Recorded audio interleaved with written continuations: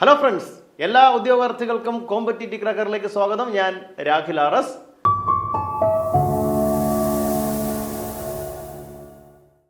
അപ്പോഴേ VFA പരീക്ഷ, village field assistant പരീക്ഷ ഇങ്ങ് എത്തിക്കഴിഞ്ഞു. നോട്ടിഫിക്കേഷൻ എല്ലാം പുറപ്പെടുവിച്ചു കഴിഞ്ഞു. നിങ്ങൾ അപേക്ഷകളൊക്കെ സമർപ്പിച്ചു കഴിഞ്ഞു എന്ന് ഞാൻ വിശ്വസിക്കട്ടെ. VFA പരീക്ഷയുടെ വളരെ പ്രധാനപ്പെട്ട 2026 ഈ ഒരു സിലബസ് നമുക്ക് വളരെ പെട്ടെന്ന് തന്നെ ക്രാക്ക് ചെയ്യാനായിട്ട് പറ്റണം. നമുക്ക് അറിയാം 10th ലെവലിന് ഇപ്പോൾ കമ്പനി ബോർഡ് LGS അടക്കം അല്ലെങ്കിൽ ബിവറേജസ് LDC അടക്കമുള്ള പരീക്ഷകൾക്ക് 10th ലെവൽ പ്രിലിമിനറി പരീക്ഷകളുണ്ട് എന്ന് പ്രഖ്യാപിച്ചു കഴിഞ്ഞു കേരള PSC. എന്നാൽ ആ 10th ലെവൽ പ്രിലിമിനറിയുടെ ഭാഗമായി ഇല്ലാത്തതും സെപ്പറേറ്റായി നടക്കുന്ന ഒരു പരീക്ഷയാണ് ഏത്? വില്ലേജ് ഫീൽഡ് അസിസ്റ്റന്റ് എന്നറിയപ്പെട്ട പരീക്ഷ. വളരെ അഭിമാനകരമായ ഒരു ജോലി 2026 നമുക്ക് ഉറപ്പിക്കാൻ കഴിയുന്ന പരീക്ഷയാണ്. നമുക്ക് ആ പ്രമോഷനിലൂടെ തന്നെ വില്ലേജ് ഓഫീസറേക്കും അതുപോലെ ഡെപ്യൂട്ടി തഹസീൽദാർ തസ്തിക വരെ പ്രമോഷൻ കിട്ടാൻ സാധ്യതയുള്ള ഒരു പോസ്റ്റാണ് വില്ലേജ് ഫീൽഡ് അസിസ്റ്റന്റ്. വ്യക്തമായ സിലബസ് PSC മുന്നോട്ട് വയ്ക്കുന്നുണ്ട്. ആ സിലബസിനെ അടിസ്ഥാനമാക്കി ഇപ്പോഴേ പഠനം ചിട്ടയായിട്ട് ആരംഭിക്കുക. കോമ്പറ്റീറ്റീവ് ക്രാക്കർ VFA കോഴ്സിന് വേണ്ടി, VFA പരീക്ഷയ്ക്ക് തയ്യാറാകുന്ന ഉദ്യോഗാർത്ഥികൾക്ക് വേണ്ടി ഒരു തീവ്ര പരിശീലന കോഴ്സ് ആരംഭിച്ചിട്ടുണ്ട്. നിങ്ങൾക്ക് അതിനെക്കുറിച്ച് അറിയാൻ താല്പര്യമുള്ളവർ താഴെ കാണുന്ന ലിങ്കിൽ ക്ലിക്ക് ചെയ്യുകയോ സ്ക്രീനിൽ കാണുന്ന നമ്പറിൽ കോൾ ചെയ്യുകയോ ചെയ്യാം. അപ്പോഴേ ഈ ഒരു ചുരുങ്ങിയ സമയം കൊണ്ട്, കുറച്ച് സമയം കൊണ്ട് നമ്മളെല്ലാവരും കൂടി ഇന്ന് ഡിസ്കസ് ചെയ്യാൻ പോകുന്നത് VFA പരീക്ഷയുടെ സിലബസിനെ അടിസ്ഥാനമാക്കിയ ഒരു ചെറിയ മേഖലയാണ്. ചില പ്രീവിയസ് ചോദ്യങ്ങളെ അടിസ്ഥാനമാക്കിയാണ് നമ്മൾ ഈ ഒരു ഭാഗം ചർച്ച ചെയ്യാനായിട്ട് പോകുക. അപ്പോൾ ഉദ്യോഗാർത്ഥികളെ, നമ്മുടെ ഈ ഒരു ക്ലാസ് നിങ്ങൾ എല്ലാവരും ലൈക്ക് ചെയ്യാനും പരമാവധി ഉദ്യോഗാർത്ഥികളിലേക്ക് ഷെയർ ചെയ്യാനും ശ്രദ്ധിക്കുമല്ലോ. അപ്പോഴേ എന്താ നമുക്ക് നോക്കാം. നിങ്ങളിത് പറയുക, അല്ലേ? നമ്മുടെ ഈ ഫുട്ബോൾ കമന്ററി പറയുന്ന പോലെ നിങ്ങളിത് കാണുക എന്ന് പറയുന്ന പോലെ നിങ്ങളിത് പറയുക. എന്ത് പറയാനാണ്? പ്രധാനപ്പെട്ട ചില പ്രീവിയസ് ഇയർ ചോദ്യങ്ങൾ, കഴിഞ്ഞ പരീക്ഷകൾക്ക് ചോദിച്ച കുറച്ച് ചോദ്യങ്ങളാണ്. ഈ ചോദ്യങ്ങളുടെ ഉത്തരങ്ങളൊന്ന് പറയാൻ ശ്രമിക്കുക. ഒന്നാമത്തെ ചോദ്യം നിങ്ങൾക്ക് കാണാൻ കഴിയുന്നുണ്ടെന്ന് വിശ്വസിക്കുന്നു. താഴെ തന്നിരിക്കുന്നവയിൽ ശരിയായ പ്രസ്താവന അല്ലെങ്കിൽ പ്രസ്താവനകൾ ഏതെല്ലാം? സ്റ്റേറ്റ്മെന്റ് 1, ഇന്ത്യൻ ഭരണഘടനാ നിർമ്മാണ സമിതിയുടെ വൈസ് പ്രസിഡന്റായി 946 ഡിസംബർ 11 HC മുഖർജിയെ തിരഞ്ഞെടുത്തു. സ്റ്റേറ്റ്മെന്റ് 2, ഇന്ത്യ വിഭജനത്തിന് ശേഷം 9 വനിതാ അംഗങ്ങളായിരുന്നു ഭരണഘടനാ നിർമ്മാണ സമിതിയിൽ ഉണ്ടായിരുന്നത്.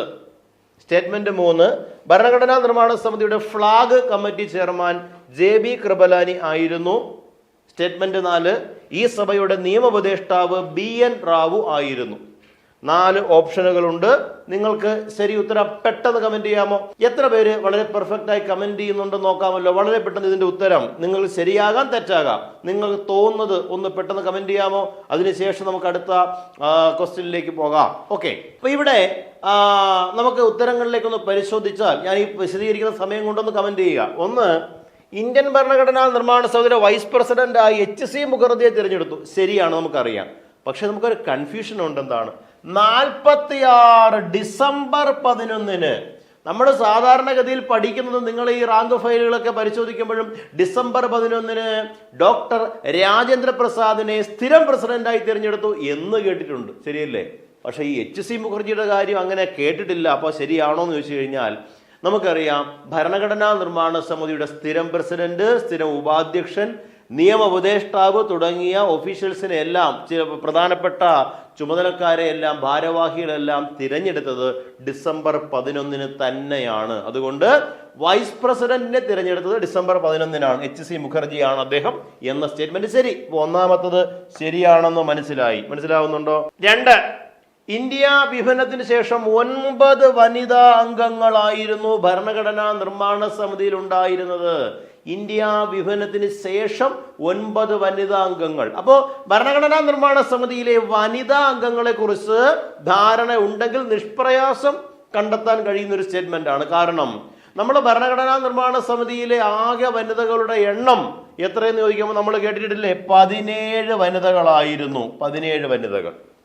എന്നാൽ ഇന്ത്യ വിഭജനത്തിന് ശേഷം, ഇന്ത്യ പാകിസ്ഥാൻ വിഭജനം കഴിഞ്ഞപ്പോൾ വനിതകളുടെ എണ്ണം എത്രയായി? തിരഞ്ഞെടുക്കപ്പെട്ട വനിതകളുടെ എണ്ണം 17ന്റെ സ്ഥാനം എത്രയായി? 15ആയി. മലയാളി വനിതകളുടെ എണ്ണം അമ്മു സ്വാമിനാഥൻ, ദാക്ഷായണി വേലായുധൻ, അനി മസ്ക്രിൻ. എത്ര? 3 പേര്. മലയാളി വനിതകൾ 3. കണ്ടോ? ഇവിടെ എങ്ങ് 9 എന്നൊരു നമ്പർ നമ്മൾ കണ്ടില്ല, ശരിയല്ലേ? അതുകൊണ്ട് ഇന്ത്യ വിഭജനത്തിന് ശേഷം 9 വനിതാ അംഗങ്ങളായിരുന്നു എന്നുള്ളത് ഒരു തെറ്റായ സ്റ്റേറ്റ്മെന്റ് ആണ്. ഈ സ്റ്റേറ്റ്മെന്റ് തെറ്റാണെന്ന് കണ്ടെത്തി. 3. അപ്പം 2 തെറ്റാണ് എന്ന് കാണുമ്പോൾ തന്നെ ഈ 2 വരുന്ന ഓപ്ഷൻ എല്ലാം ഒഴിവാക്കാം. മനസ്സിലാവുന്നുണ്ടോ? പ്രസ്താവനകൾ ശരിയാണെന്നാണ് ചോദ്യം. അപ്പൊ രണ്ടാമത്തെ സ്റ്റെപ്പിൽ തന്നെ ഉത്തരത്തിലേക്ക് എത്താൻ പറ്റും. എലിമിനേഷൻ ടെക്നിക്കിലൂടെയാണ് 2 വരുന്നത്. ഇത് തെറ്റാണെന്ന് മനസ്സിലായി. ഇതിലും 2 ഉണ്ട് തെറ്റ്, ഇതിലും 2 ഉണ്ട് തെറ്റ്. ഒറ്റ സ്റ്റെപ്പിൽ നമുക്ക് മനസ്സിലായി സ്റ്റേറ്റ്മെന്റ് ഓപ്ഷൻ ഡി ആണ് ശരിയെന്നുള്ളത് മനസ്സിലായി. എങ്കിലും ബാക്കിയും കൂടെ നോക്കാം. ഭരണഘടനാ നിർമ്മാണ സമിതിയുടെ ഫ്ലാഗ് കമ്മിറ്റി ചെയർമാൻ JB കൃപലാനിയാണ് ശരിയായ സ്റ്റേറ്റ്മെന്റ്. പക്ഷെ ഒരു കുഴപ്പമുണ്ട് കേട്ടോ. ഇവിടെ ഒരുപാട് ഉദ്യോഗാർത്ഥികൾ തെറ്റിക്കുന്ന ഒരു പോയിന്റാണ് ഫ്ലാഗ് കമ്മിറ്റി ചെയർമാൻ. കാരണം നിങ്ങൾ ഒരുപാട് നേരത്തെ പറഞ്ഞതുപോലെ ഈ റാങ്ക് ഫെയിൽ മാത്രം പഠിക്കുന്നവർക്ക് വരുന്നൊരു അപകടമാണ്. Flag committee chairman Rajendra Prasad എന്ന് പഠിച്ചു വെച്ചിട്ടുണ്ട്. പക്ഷെ ഒരു കുഴപ്പമുള്ളത് അത് വെറും ഫ്ലാഗ് കമ്മിറ്റി അല്ല. 947 ജൂൺ മാസത്തിൽ ഭരണഘടനയുടെ പതാക ഏതാണെന്ന് ഫിക്സ് ചെയ്യാൻ നിയോഗിച്ച ad hoc committee on national flag എന്ന കമ്മിറ്റി ചെയർമാനാണ് ഡോക്ടർ രാജേന്ദ്ര പ്രസാദ്. നിങ്ങൾ പറയട്ടെ, ad hoc committee on national flag, അതിന്റെ ചെയർമാനാണ് രാജേന്ദ്ര പ്രസാദ്. മനസ്സിലാവുന്നുണ്ടോ? 47 ജൂൺ മാസത്തിൽ നിയോഗിച്ച കമ്മിറ്റിയാണ്. എന്നാൽ ഭരണഘടനാ നിർമ്മാണ സമിതി ആദ്യം രൂപീകരിച്ച കമ്മിറ്റിയിൽ ഒരു ഫ്ലാഗ് കമ്മിറ്റി ഉണ്ട്. അതാണ് ആദ്യ ഔദ്യോഗിക ഫ്ലാഗ് കമ്മിറ്റി. അതിന്റെ ചെയർമാൻ JB കൃപലാനി എന്നത് ശരിയാണ്. മനസ്സിലാവുന്നുണ്ടോ? ഈ വ്യത്യാസം ഓർത്ത്. അതോ ഞാൻ പറഞ്ഞത് നല്ല ശ്രദ്ധയോടെ വിലയിരുത്തേണ്ട ഒരു ചോദ്യമാണ്. അടുത്ത ക്വസ്റ്റ്യൻ. അപ്പൊ ഇത് ശരിയാണ്. അടുത്ത സ്റ്റേറ്റ്മെന്റ്, ഈ സഭയുടെ നിയമോപദേഷ്ടാവ് BN റാവു. ഇത് നമുക്ക് എന്തായാലും ശരിയാണെന്ന് അറിയാം, അല്ലെ? ഭരണഘടനാ നിർമ്മാണ സമിതിയുടെ നിയമോപദേഷ്ടാവായിരുന്ന വ്യക്തിയാണ് BN റാവു. ഭാരതത്തിന്റെ മാത്രമല്ല മ്യാൻമാറിന്റെയും ഭരണഘടനാ നിർമ്മാണ സമിതിയുടെ ലീഗൽ അഡ്വൈസർ, ലീഗൽ കൺസൾട്ടന്റ് ആരായിരുന്നു വെച്ച് കഴിഞ്ഞാൽ BN റാവു. BN റാവു ആണ്. മനസ്സിലാവുന്നുണ്ടോ? മാത്രമല്ല പ്രിയാമ്പിൾ, ആമുഖം എന്ന ആശയം ആദ്യമായി മുന്നോട്ട് വെച്ച വ്യക്തി ചോദിച്ചാലും ആരാണ്? BN റാവു. ആമുഖത്തിന്റെ ശില്പി ജവഹർലാൽ നെഹ്റു ആണ്. പക്ഷെ ആമുഖം എന്ന ആശയം ആദ്യമായി ഇന്ത്യയിൽ മുന്നോട്ട് വെച്ചത് ആരാണ്? BN റാവു. മനസ്സിലായോടോ? അപ്പൊ ഇവിടുത്തെ സ്റ്റേറ്റ്മെന്റ് ഏതാണ്? ഓപ്ഷൻ ഡി ആണ് ശരിയായ ഉത്തരം. 1, 3 and 4 ആണ് ശരി. എത്ര പേർ കൃത്യമായി കമന്റ് ചെയ്തു? കണ്ടെത്താൻ പറ്റി? കണ്ടെത്തിയവർക്ക് ഒരു അഭിനന്ദനം അറിയിക്കട്ടെ. കാരണം നല്ലൊരു ചോദ്യമായിരുന്നു.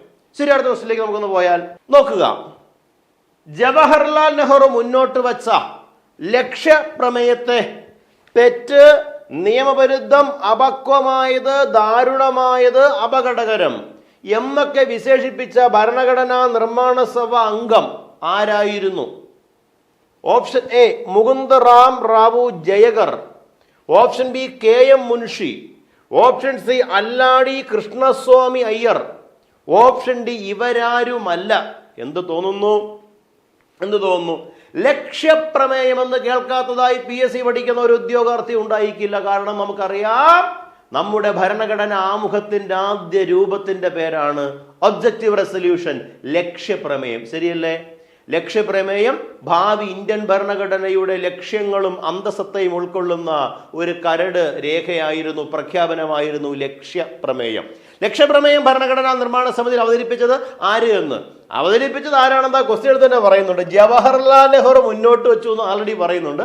നെഹ്റു ആണ്. എന്നാണെന്ന് വെച്ച് കഴിഞ്ഞാൽ 1946 ഡേറ്റ് ആർക്ക് പറയാം? ഏത് മാസമാണ്? ഡിസംബർ മാസം. എത്രാം തീയതിയാണ്? 11, 12, 13, 14. ഏതാണ്? ഒറ്റ ഉത്തരം, ഡിസംബർ മാസം 13. കണ്ടോ? 46 ഡിസംബർ 13 ലക്ഷ്യപ്രമേയം അവതരിപ്പിച്ചു. അവിടം വരെ നമുക്കറിയാം. ലക്ഷ്യപ്രമേയം അവതരിപ്പിച്ചപ്പോൾ ഉഗ്രൻ ഒരു പ്രമേയമാണ്. ഭരണഘടനയുടെ യഥാർത്ഥ സോൾ, ആത്മാവ് അടങ്ങിയതാണ്. ഭാവി ഭരണഘടനയുടെ ലക്ഷ്യങ്ങളൊക്കെ അതിൽ പറയുന്നു എന്നൊക്കെ പറഞ്ഞ് എല്ലാവരും കൈയടിച്ച് പാസ്സാക്കി. മെജോറിറ്റി ഈ പ്രമേയത്തെ അനുകൂലിച്ചു. പക്ഷേ ഒരാൾ ഭരണഘടനാ നിർമ്മാണ സമിതിയിൽ ഒരംഗം എഴുന്നേറ്റ് പറഞ്ഞു it is wrong, illegal, premature, disastrous and dangerous. രൂക്ഷമായ ഭാഷയിലാണ് വിമർശിച്ചത്. എന്താണ് തെറ്റ്? ഉണ്ടോ? റോങ്, നിയമവിരുദ്ധം, ഇല്ലീഗൽ, അപക്വം, പ്രീമച്വർ, ദാരുണമായത്, ഡിസാസ്ട്രസ്, അപകടകരം ആൻഡ് ഡേഞ്ചറസ് എന്നാണ് ആരാണ് ഇങ്ങനെ പറഞ്ഞതെന്നാണ് ഇവിടുത്തെ ചോദ്യം. കേരള PSCയുടെ ചോദ്യമാണ്, നിങ്ങൾ ഓർക്കണം. കണ്ടോ, നിങ്ങൾ എത്ര പേര് ഇതിനു മുമ്പ് ഈ ചോദ്യം കണ്ടിട്ടുണ്ടെന്ന് പരിശോധിക്കണം. നിങ്ങളുടെ കയ്യിലിരിക്കുന്ന മെറ്റീരിയലിൽ ഈ ക്വസ്റ്റ്യൻ ഉണ്ടോ എന്ന് നിങ്ങൾ പരിശോധിക്കണം. കേരള PSCയുടെ ചോദ്യങ്ങൾ ഇങ്ങനെ മാതൃകയാണ്. ഉദ്യോഗാർത്ഥികളെ, നമ്മൾ പരമ്പരാഗത കാണാതെ പഠനത്തിന്റെ ഷെല്ലിൽ നിന്ന് പുറത്തേക്ക് വരണം. വിശാലമായ പഠനം, തുറന്ന പഠനം, കമ്പാരിറ്റീവ് പഠനം, പ്രീവിയസ് ചോദ്യങ്ങൾ അടിസ്ഥാനമാക്കിയ പഠനം ആവശ്യമാണ്. ഉത്തരത്തിലേക്ക് വന്നാൽ ഒറ്റ ഉത്തരവേ ശരിയുള്ളൂ, ഇവരാരുമല്ലെന്നുള്ളത് തെറ്റാണ്. KM മുൻഷി ഒരിക്കലും അങ്ങനെ പറഞ്ഞിട്ടേയില്ല, നമുക്കറിയാം അല്ലേ. KM മുൻഷി പറഞ്ഞിട്ടില്ല. പിന്നെ ആരാണ്? അല്ലാടി കൃഷ്ണസ്വാമി അയ്യങ്കാർ, നമുക്കറിയാം, ക്രെഡൻഷ്യൽ കമ്മിറ്റി ചെയർമാനൊക്കെ ആയിരുന്ന ആളാണ്. അദ്ദേഹവും അങ്ങനെ പറഞ്ഞിട്ടില്ല. അപ്പൊ ശരി ഉത്തരം പറഞ്ഞത് ആരാണ്? MR ജയകർ എന്ന മുകുന്ദ് റാം റാവു ജയകർ. വട്ടമേശ സമ്മേളനത്തിലൊക്കെ കോൺഗ്രസ് പ്രതിനിധിയായി പങ്കെടുത്തൊരു നേതാവാണ്, ഭരണഘടനാ നിർമ്മാണ സമിതിയിൽ അംഗമാണ്. നമ്മൾ ഈ പറഞ്ഞ MR ജയകർ, മുകുന്ദ് റാം റാവു ജയകർ, മുകുന്ദ് റാം റാവു ജയകർ. മനസ്സിലായ ഉദ്യോഗാർത്ഥികളെ? ഒരൊറ്റ ടോപ്പിക്കിൽ നിന്നുള്ള 2 ചോദ്യങ്ങളാണ്. ഭരണഘടനാ നിർമ്മാണ സമിതി. അടുത്ത ക്വസ്റ്റ്യനിലേക്ക് പോയി കഴിയാൻ നോക്കൂ നിങ്ങൾ ഉദ്യോഗാർത്ഥികൾ. അടുത്ത ക്വസ്റ്റ്യൻ ഇത് നിങ്ങൾ പറയാൻ ശ്രമിക്കുക. താഴെ പറയുന്നവയിൽ ഭരണഘടനാ നിർമ്മാണ സഭയുമായി യോജിക്കുന്ന പ്രസ്താവനകൾ ഏതല്ല? അതായത് ശരിയായവ ഏതൊക്കെയെന്നാണ്. 4 സ്റ്റേറ്റ്മെന്റുകളാണ്. 1, ഭരണഘടനാ നിർമ്മാണ സഭയിലേക്കുള്ള തെരഞ്ഞെടുപ്പ് നടന്നത് സാർവത്രിക പ്രായപൂർത്തി വോട്ടവകാശത്തിന്റെ അടിസ്ഥാനത്തിലാണ്. 2, 46-ലെ ക്യാബിനറ്റ് മിഷൻ പ്ലാൻ നിർദ്ദേശിച്ച മാർഗനിർദ്ദേശങ്ങൾക്കനുസരിച്ചാണ് ഭരണഘടനാ നിർമ്മാണ സമിതി രൂപീകരിച്ചത്. 2ാമത്തെ സ്റ്റേറ്റ്മെന്റ്. 3 നോക്കണം, ഭരണഘടനാ നിർമ്മാണ സഭയിൽ 25 വനിതാ അംഗങ്ങൾ ഉണ്ടായിരുന്നു. സ്റ്റേറ്റ്മെന്റ് നമ്പർ 4, ഭരണഘടനയുടെ അന്തിമ കരട് രേഖ 49 നവംബർ 26 അംഗീകരിച്ചു. ഓപ്ഷൻസ് താഴേക്കൊണ്ട് 1, 2, 4, 3, 2 എന്നൊക്കെ പറഞ്ഞ് 1, 2 മാത്രം, 1, 3 മാത്രം. ഏത് തോന്നുന്നു? എന്ത് തോന്നുന്നു? ഇതും പെട്ടെന്ന് കമന്റ് ചെയ്യണേ. ആദ്യം എത്ര പേര് പറയുന്നത്? മുഴുവൻ കമന്റ് ചെയ്യുന്ന ആളുകളുടെയും പേര് നമ്മൾ നോട്ട് ചെയ്യും. സ്ഥിരമായിട്ട് ശരി ഉത്തരം പിന്നെ പറയുന്നവർക്ക് നമ്മളൊരു സമ്മാനം തരുന്നുണ്ട്. അതുകൊണ്ട് നിങ്ങൾ കൃത്യമായിട്ട് കമന്റ് ചെയ്യണം. നോക്കണേ, പറയൂ എന്തൊക്കെയാണ്. സ്റ്റേറ്റ്മെന്റിലേക്ക് നോക്കാം. ഭരണഘടനാ നിർമ്മാണ സഭയിലേക്കുള്ള തെരഞ്ഞെടുപ്പ് സാർവത്രിക പ്രായപൂർത്തി വോട്ടവകാശത്തെ അടിസ്ഥാനമാക്കിയാണ് ഇലക്ഷൻ നടന്നത്. ഭരണഘടനാ നിർമ്മാണ സഭയിൽ ശരിയോ തെറ്റോ? ഉദ്യോഗാർത്ഥികളെ, തെറ്റ് അല്ലേ? നമുക്കറിയാം, യൂണിവേഴ്സൽ അഡൽട്ട് ഫ്രാഞ്ചൈസ് അടിസ്ഥാനത്തിലല്ല, പ്രായപൂർത്തി വോട്ടവകാശം അടിസ്ഥാനം. പിന്നെയോ പ്രാതിനിധ്യ വ്യവസ്ഥയിലെ ഏക കൈമാറ്റ വോട്ട് സമ്പ്രദായം അനുസരിച്ചാണ് തിരഞ്ഞെടുപ്പ് നടന്നത്. നിങ്ങളെ പറയട്ടെ, എന്താ പറയുക? പ്രാതിനിധ്യ വ്യവസ്ഥയിലെ ഏക കൈമാറ്റ വോട്ട് സമ്പ്രദായം. അതായത് കൃത്യമായി പറഞ്ഞാൽ ഇത്ര അംഗങ്ങൾക്ക് വേണ്ടി ഒരു പ്രതിനിധി എന്ന കണക്കിലാണ് ഇലക്ഷൻ നടന്നത്. സാർവത്രിക പ്രായപൂർത്തി വോട്ടവകാശമല്ല. 1ാമത്തെ സ്റ്റേറ്റ്മെന്റ് തെറ്റ്. വിശദമായ കണക്ക് ഞാൻ പറഞ്ഞുതരാം, തൽക്കാലം 1 തെറ്റ്. 2, 46-ലെ ക്യാബിനറ്റ് മിഷൻ പ്ലാൻ നിർദ്ദേശിച്ച മാർഗനിർദ്ദേശങ്ങൾക്ക് അനുസരിച്ചാണ് രൂപീകരിച്ചത്. ശരിയായ സ്റ്റേറ്റ്മെന്റ്, ശരിയല്ലേ? 46-ലെ നമുക്കറിയാം, ഭരണഘടനാ നിർമ്മാണ സമിതി രൂപീകരിച്ചത് ആരുടെ നിർദ്ദേശപ്രകാരം? ഒറ്റ ഉത്തരം, according to the recommendation of the cabinet mission plan. Cabinet mission plan അനുസരിച്ച് എന്നത് വളരെ ശരിയായ സ്റ്റേറ്റ്മെന്റ്. അപ്പൊ ഇവിടുത്തെ 2ാമത്തെ സ്റ്റേറ്റ്മെന്റ് ശരി. ക്ലിയർ ആവുന്നുണ്ടോ പറഞ്ഞത്? അപ്പൊ നമുക്കിവിടെ 2 മാത്രം വരുന്ന സ്റ്റേറ്റ്മെന്റുകൾ 3 എണ്ണം നോക്കുക. 3, 1 വരുന്നതെല്ലാം നമുക്ക് ഒഴിവാക്കുകയും ചെയ്യാം. 1 തെറ്റാണെന്ന് മനസ്സിലായി. അപ്പൊ ഇതും നമുക്ക് ഒഴിവാക്കി, ഇത് ഒഴിവാക്കി ഒറ്റ സ്റ്റെപ്പിൽ. ഇത് 2 ഏതാ ഒന്നാണ് ശരി ഉത്തരം ഒന്ന് കണ്ടുപിടിക്കണം. നോക്കുക. 3, ഭരണഘടനാ നിർമ്മാണ സഭയിൽ 25 വനിതാ അംഗങ്ങൾ ഉണ്ടായിരുന്നു. ഇത് PSC പഠിക്കുന്ന ഏതൊരാളിനും കണ്ണടച്ച് തെറ്റാണ് എന്ന് പറയാൻ പറ്റുന്ന ഒരു സ്റ്റേറ്റ്മെന്റ് ആണ് വനിതകളുടെ എണ്ണം. നമുക്കറിയാം, നേരത്തെ പറഞ്ഞു 17 ആയിരുന്നു വനിതകളുടെ എണ്ണം. അത് വിഭജനത്തിന് ശേഷം എത്രയായി മാറി? 15 മാറുകയും ചെയ്തു. അതുകൊണ്ട് ഇത് തെറ്റ്. 25 വനിത എന്നുള്ളത് തെറ്റാണ്. 3 തെറ്റ്. അപ്പൊ തന്നെ നമുക്ക് ഉത്തരം കിട്ടി. 2, 4 എങ്കിലും 4 കൂടെ നോക്കുക. ഭരണഘടനയുടെ അന്തിമ കരട് രേഖ 49 നവംബർ 26. ഇത് നമുക്ക് വളരെ കറക്റ്റ് ആണ്. കാരണം നമുക്കറിയാം, the only date which mentioned in the preamble of the Indian Constitution. ശരിയല്ലേ? ഭരണഘടനയുടെ ആമുഖത്തിൽ പ്രതിപാദിക്കുന്ന ഏക ഡേറ്റ് ഏത് തന്നെയാണ്? 49 നവംബർ 26. ഈ ദിവസമാണ് ഇന്ത്യൻ കോൺസ്റ്റിറ്റ്യൂഷൻ അഡോപ്റ്റഡ്. നമുക്കറിയാം. അതുകൊണ്ടാണ് നവംബർ 26 നമ്മൾ ദേശീയ നിയമദിനം അല്ലെങ്കിൽ ഭരണഘടനാ ദിനമായിട്ടൊക്കെ ആചരിക്കുന്നു. വളരെ പ്രധാനപ്പെട്ട പോയിന്റ് ശരി. ഉത്തരം 2ഉം 4ഉം സ്റ്റേറ്റ്മെന്റുകൾ മാത്രമാണ് ശരി. അങ്ങനെ ഒരു ഓപ്ഷൻ ഇവിടെ ഉണ്ട്. അതുകൊണ്ട് ഓപ്ഷൻ ഡി ആണ് ഇവിടുത്തെ ശരി ഉത്തരം. 2, 4. നിരവധി ചോദ്യങ്ങൾ നിസ്സാരമായിട്ട് ഉദ്യോഗാർത്ഥികളെ വളരെ പെട്ടെന്ന് ഈ 3 ചോദ്യങ്ങൾ അടിസ്ഥാനമായി ഇനി ഒരു 6-7 ചോദ്യങ്ങളുണ്ട്. എല്ലാം കൂടി നമ്മൾ ഈ ക്ലാസ്സിൽ ഡിസ്കസ് ചെയ്യുന്നില്ല. കോമ്പറ്റീറ്റീവ് ക്രാക്കറിന്റെ അടുത്ത ഒരു സെഷനിൽ നമ്മൾ ബാക്കിയുള്ള ചോദ്യങ്ങളൊക്കെ പറയും. എങ്കിലും നമ്മൾ അറിഞ്ഞിരിക്കണം, ഭരണഘടനാ നിർമ്മാണ സമിതി നമ്മൾ നേരത്തെ ക്യാബിനറ്റ് മിഷന്റെ നിർദ്ദേശപ്രകാരമാണ് രൂപീകരിച്ചതെന്ന കാര്യം ഓർക്കണം. രൂപീകൃതമായ ഡേറ്റ് 46 ഡിസംബർ 6. 46 ഡിസംബർ 6. എന്നാൽ സ്ഥിരം ഉദ്യോഗാർത്ഥികൾ തെറ്റിക്കുന്ന ചോദ്യം, ഭരണഘടനാ നിർമ്മാണ സമിതിയുടെ പ്രവർത്തനം ആരംഭിച്ചതെന്ന് പറയാമോ? ഭരണഘടനാ നിർമ്മാണ സമിതിയുടെ പ്രവർത്തനം ആരംഭിച്ചതെന്ന് 46 ഡിസംബർ 6, 9, 11. 3 ഓപ്ഷനേ ഉള്ളൂ. ഏതാണ് ശരി ഉത്തരം എന്ന് പറയാമോ?